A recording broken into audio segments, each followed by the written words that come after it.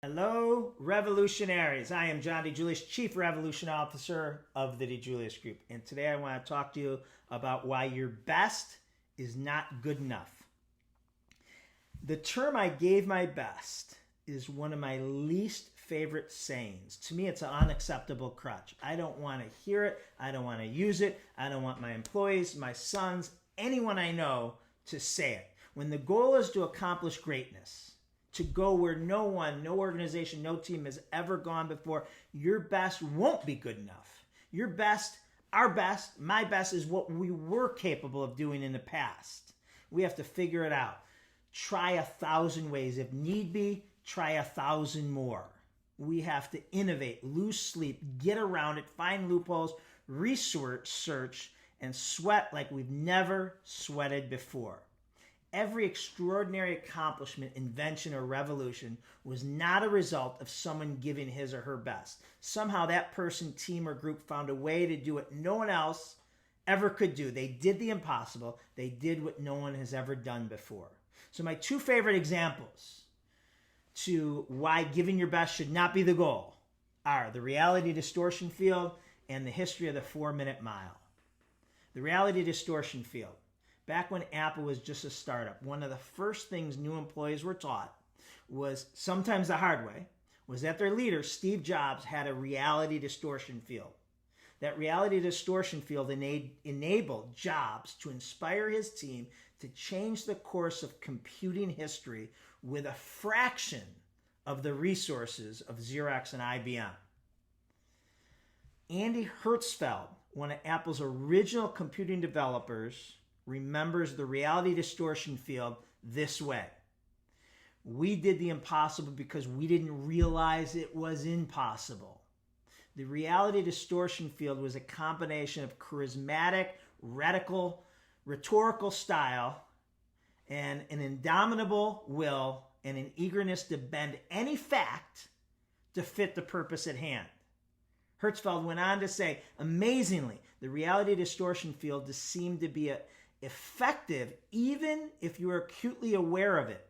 We would often discuss potential techniques for grounding it, but after a while, most of us gave up accepting it as a force of nature. How can you create your own reality distortion field? Steve Jobs' reality distortion field was a personal refusal to accept limitations that stood in the way of his ideas, to convince himself and anyone on his team that anything was in fact possible. Each of us have the opportunity to create such a field. What we consider possible and impossible are merely the way we were pre-programmed and a result of consensus thinking about artificial boundaries. What ideas and thoughts do you need to become unrealistic about? Now, the history of the 4-minute mile. For centuries, man tried to find a way to break the 4-minute mile. Legend has it that they even had lions chase men to see if that would help them run faster. Unfortunately, that did not end too well for the man. By the early 1950s, all the medical experts had determined that the human body was simply not capable of beating a 4-minute mile. It wasn't just dangerous, it was impossible. The human body had reached its limit.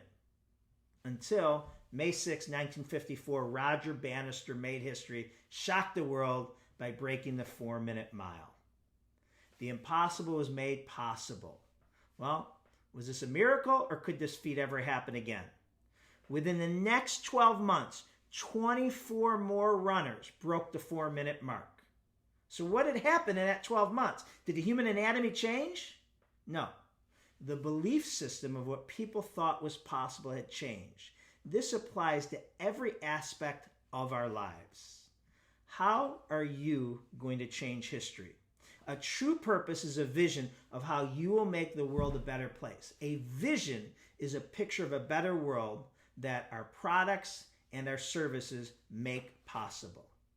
Captivating visions inspire people to become evangelists for an organization. It's not the great idea that works. It's the great passion behind those ideas.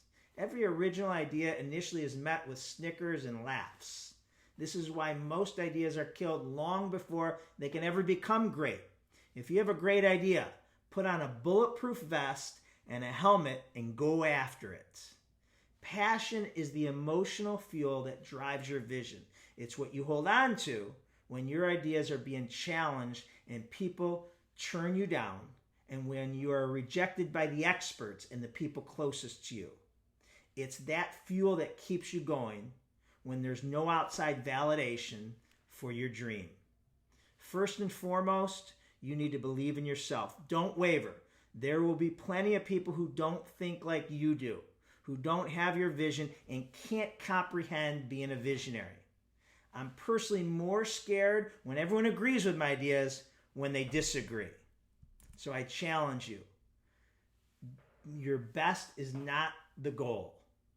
Create extraordinary accomplishment by doing something that no one thought was possible. Thank you.